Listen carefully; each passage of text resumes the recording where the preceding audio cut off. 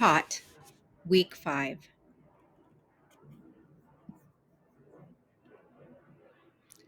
Monday, September 12th, 2016, 5 a.m. Holy shit. Why did I not go in this weekend? It's like I forgot that I had a freaking evaluation today. But I didn't. Somehow I convinced myself that I had everything together and didn't need to come in. Good thing I set my alarm for 3:30 a.m.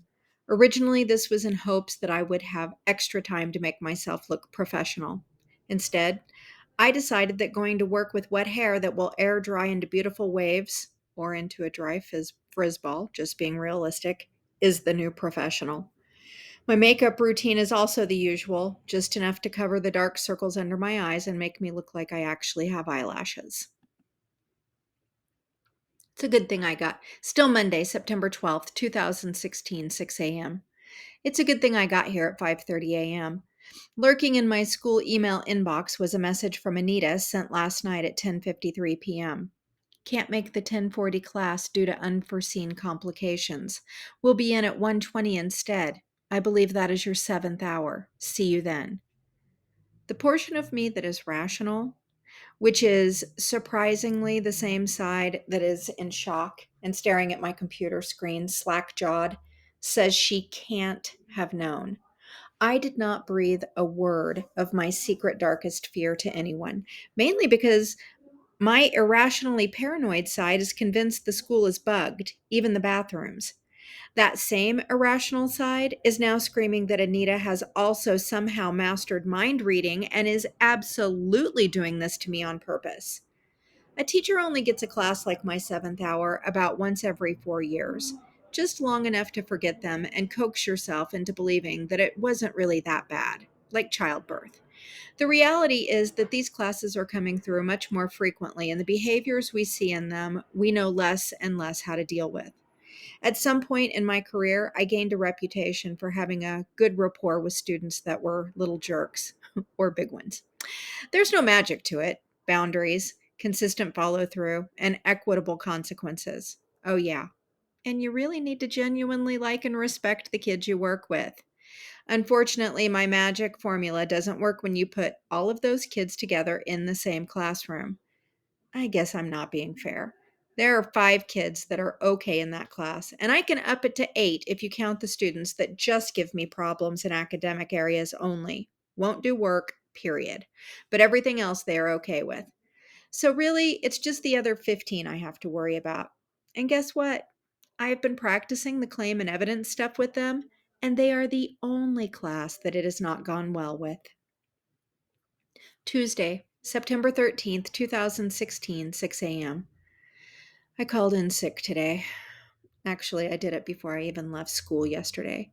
Made my sub plans during 8th hour while my class worked in groups, reading a short story and answering questions that I never intend to even grade. It's actually part of my emergency sub kit. I don't think I even have that text series. I copied it out of 5 years ago when I was required to create my emergency sub kit. But make no mistake, by 8th hour, it was definitely an emergency, and I was very thankful to have enough copies of anything that kept 26 8th graders busy for 51 minutes. I tried to journal in the car on the way home, but my hysteria mixed with sobbing was unintelligible. Here's a sample. Oh, and I don't mean do you boo boo Google, he woo hoo boo hoo woo woo. As best I can remember, that part was supposed to be, oh my God, I can't believe this. Why? Of all days, why? Why? Imagine the word why having about 4 syllables and bawling while saying it. Yeah, my iPhone thinks that's boo boo, apparently. And boo boo is probably an accurate description of the evaluation, so perhaps I should have more faith in my iPhone's translation of my meltdown. Clearly, I should not have been operating a motor vehicle. I have never even heard of a teacher having to do an office referral during an evaluation. With this 7th hour crew, the presence of the principal did not faze them. In their defense, I didn't even have a chance to prep them that she was going to be there. I'm fairly certain that most of them had no clue she was even in the room. And again, to be fair, most of these kids like me. and would not want to see me get in trouble or fired. But I knew I was screwed the minute I let them in the room. Anita came in with them and seated herself in the back of the room with her iPad and stylus. During the intro activity, students were required to make a list of adjectives that describe their current state. Now, we've done this several times. They are seated in table groups of 4, and when we got around to the third group, they had horny as one of their adjectives. Since they were supposed to also share what evidence they had to show they felt that way, I cut the activity off there. After a reminder of our learning goals and our community agreements, class rules, neither of which okays the sharing of our libidos, I went into the actual lesson. I had pulled several persuasive text pieces that were supposed to get them engaged because they were high interest. The problem is that nothing is high interest to this group except vulgar humor, sex, alcohol, and drugs. And the questions and answers reflected this. Me. Why do you think the author thinks she should be allowed to leave campus to eat lunch at a fast food restaurant? Student, being genuine, because you can eat as much as you want and it's good. Me, being annoyed because how many times have I said base your answers on the damn article? But you can get as much food as you want in the school cafeteria. What evidence does the author use to convince you? Student, he's got the munchies, and fast food is always awesome when you're stoned. Raucous laughter. Me, where's that evidence in the article? Student, pointing at the animated picture of the supposed author in the article, and he indeed looks stoned. Dude, everyone knows Taco Bell is the best for the munchies.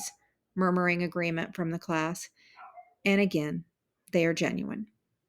And somehow it got worse from there. By the third article, I was engaged in a lively debate with a student that just because some imbecile of a copy editor let the word assess be hyphenated during a line drop so that it looked like ass s, it was in fact not the word asses. I even wrote the two words on the board, assess and asses.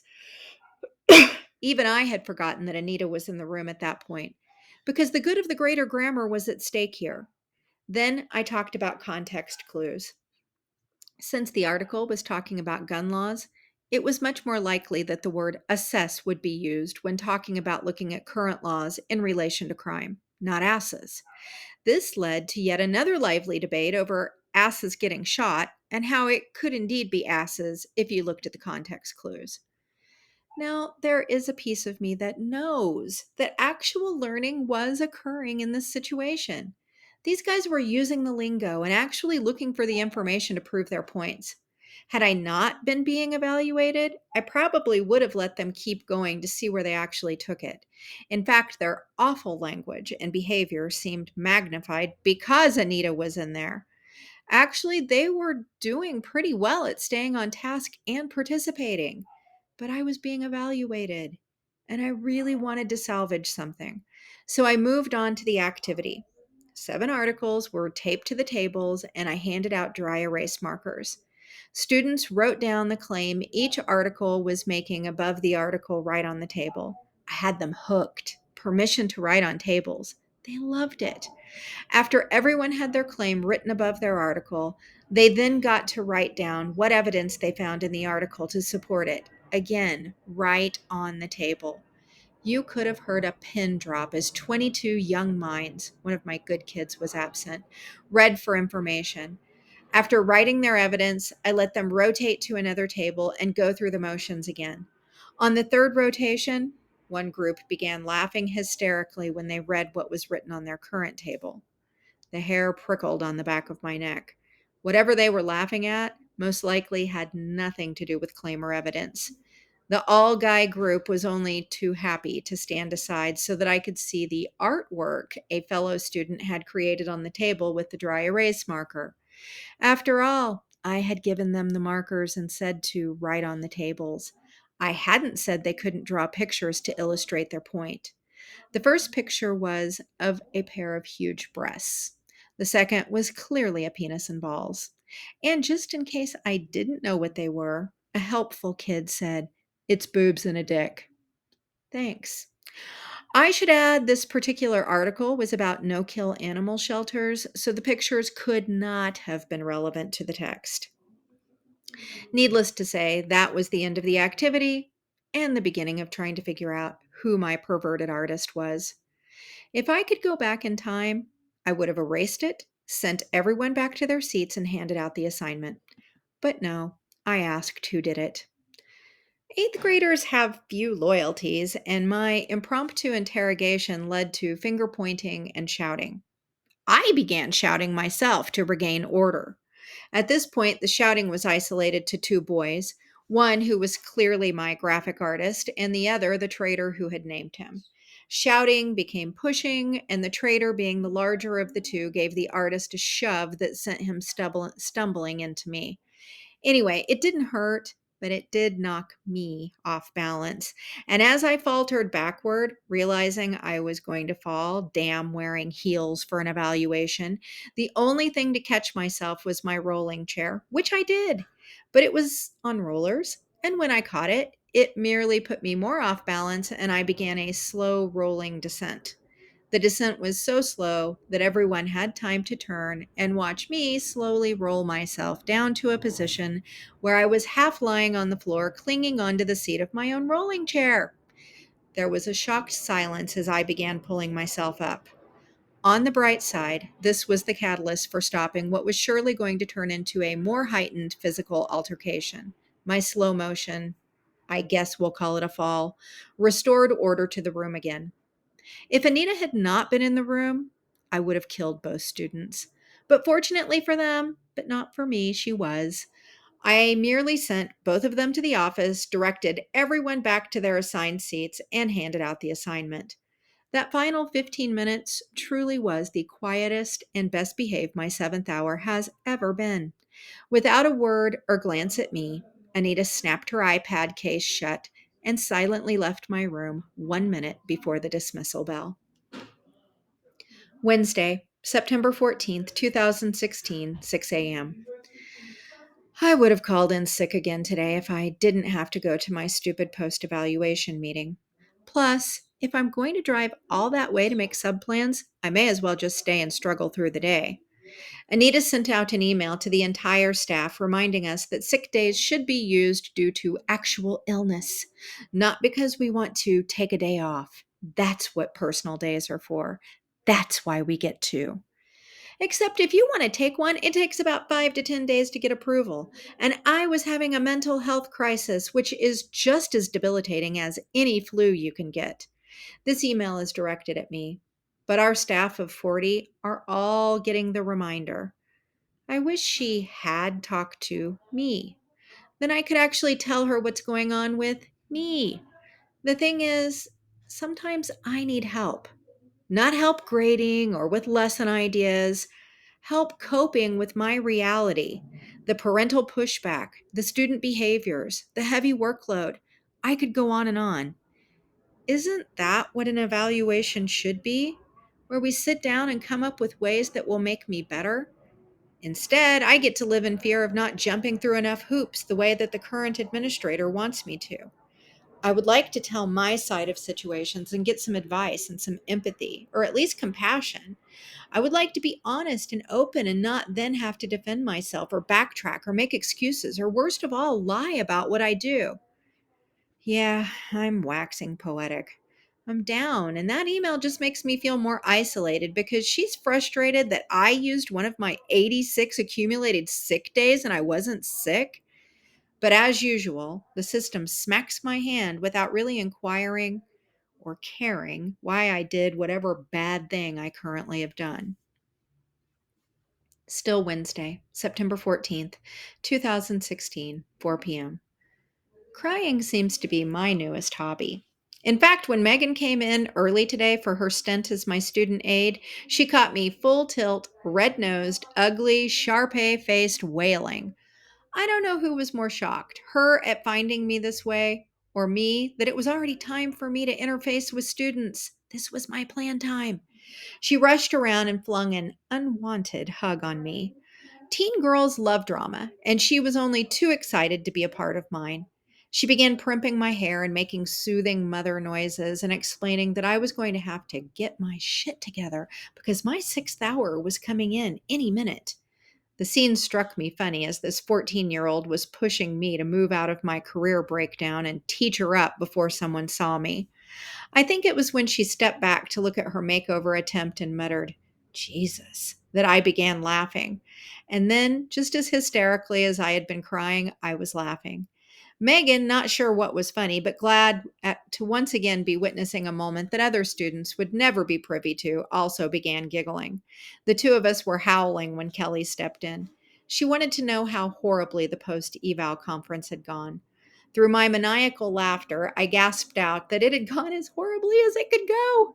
I was now on a performance plan.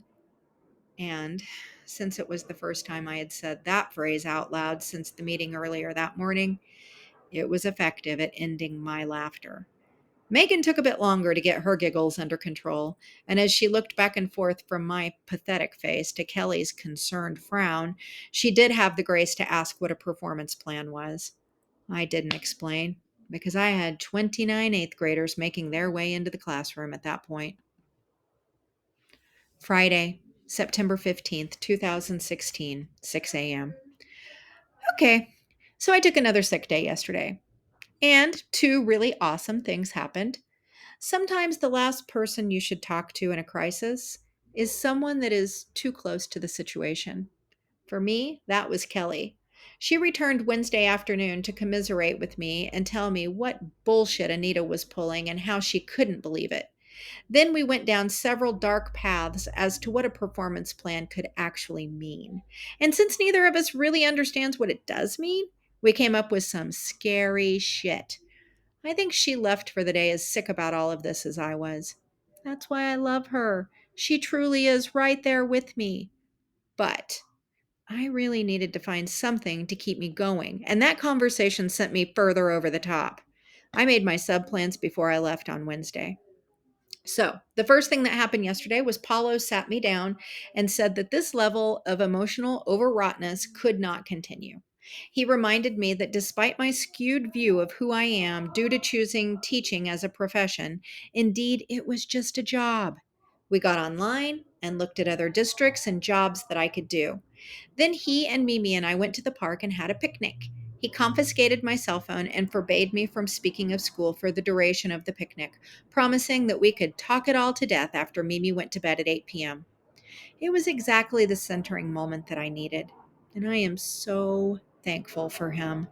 I actually can leave. I never really thought about it before. I mean, those are my kids. I did my student teaching in that school. I'm a fixture, for God's sake. That place is like my second home and family. Sometimes my first, if I'm being completely honest. But the last couple of years have been rough, and that family has become quite dysfunctional. It's this thought that really jolts me. The thought that I have become like one of the people in a dysfunctional family, accepting, ignoring, enduring. The second thing that happened was my retired teaching pal Dan Release called and asked me to meet him for dinner. Neither of us says so, but we both know that Kelly called him and filled him in. Dan, Kelly, and I all worked as a team in sixth grade for 3 years. It was a very successful team with Dan teaching social studies, Kelly teaching math, and even 6 years ago, I was teaching ELA. The three of us meshed so well that we still met socially, and Kelly and I hosted the biggest retirement bash any teacher ever had in our district the year he left us. He wasn't an excellent teacher, but he did better than most, and I still miss working with him. It's hard to find a colleague that cares about kids and is easy to get along with. And just as Paulo was exactly the proverbial slap of reality about my family and how they needed to take precedence over school, Dan was the slap of reality of how big a deal this whole performance plan really was. We agreed to meet at his favorite burger joint. Despite being an avid biker, Dan had the absolute worst eating habits. I don't think a fruit or vegetable had touched his lips in several decades. So it was no surprise to find that he had already ordered a double bacon chili cheeseburger when I arrived. After the family check ins, his first question about my current improvement plan was, When was the last time anyone asked to see your evaluation? And I could not say when anyone ever asked to see my eval. Even when I moved from sixth grade to eighth and they made me interview, no one asked to see my evals. His next question was, then why the hell did I care? And the next 2 hours were spent with me railing against the system and our building with what I thought was a very logical argument as to why this eval did matter. But he was equally good at spinning me around the bureaucratic merry-go-round and always bringing me back to the fact that no one in education really knows what they are doing because no one really knows what education is or does. And I agree with this. And every time he gets me to this point, he again asks, then why the hell do I care about my eval? After 2 hours of this, I caved and wondered why I had been holding on to my point that the eval actually did mean something. Dan's pretty smart for an old guy. Of course, I can't tell him this because his ego would inflate and I would never hear the end of it. But he gave me something other than a few of his fries. He gave me the first inklings that maybe this career I had been building was actually built on a house of cards. If the evaluation was so meaningless, how much of what we were doing actually did have meaning? Saturday, September 16th, 2016, 2 p.m. Amy called today. Since I have been gone so much this week, she was worried about me. I gave her a very brief version of what was going on and asked her to keep it quiet. But as it turned out, she wasn't that keen on getting into all of that anyway. She was calling for advice on how to prep for her maternity leave. I love to read about the maternity benefits that people get from their jobs. My favorites are usually from European countries where most dads get paternity benefits also. Countries like Germany and Finland give parents over a year of leave while paying around 70% of their salary. I cannot even imagine. Even for shitty US standards, teacher maternity leave sucks. I mean, yes, you can take up to 12 weeks off, but that's where our good deal ends. In our district, you have two options for paid maternity leave. Option one, strategically plan your pregnancy so that you use the fewest sick days possible and back the leave up to your summer vacation. If you have remaining leave at the end of the school year, you can take it at the beginning of the next school year after some of your sick days have been replenished. Most teachers try to use this option because we are required to use all of our sick days before any maternity benefits provided by the district can be accessed. Again, those benefits are only that you can take up to 12 weeks off with no penalty. So if a teacher uses all of their sick days and then they get sick, or their baby who will be in daycare gets sick and they have to call in sick, they don't get paid. I have heard that there are some districts that will even make teachers pay for their subs when this happens. I haven't verified that though. So strategic planning helps you avoid all that nightmare. Option two, always pay for short term disability insurance just in case you get pregnant and it wasn't strategically planned. And this would be Amy. Except Amy didn't opt for short term disability insurance because she just didn't know that all of this would unfold like this for her. We can change our benefits twice each year, once at the beginning of the school year and once at the end of the year. The deadline was August 26th this year, and that was when I found out Amy was pregnant. And just being honest here, it never occurred to me to even ask if she had that end of things taken care of. Amy's current due date is March 30th, 2017. She will have a minimum of 15 doctor's appointments before labor and delivery. And let's just say she delivers on her actual due date, she will then have about 7 more weeks of school to figure out. That's roughly 35 days of leave. 35 plus 15 equals 56 sick days she will need at the minimum. She has 21. The best solution we came up with was that she moved to Germany.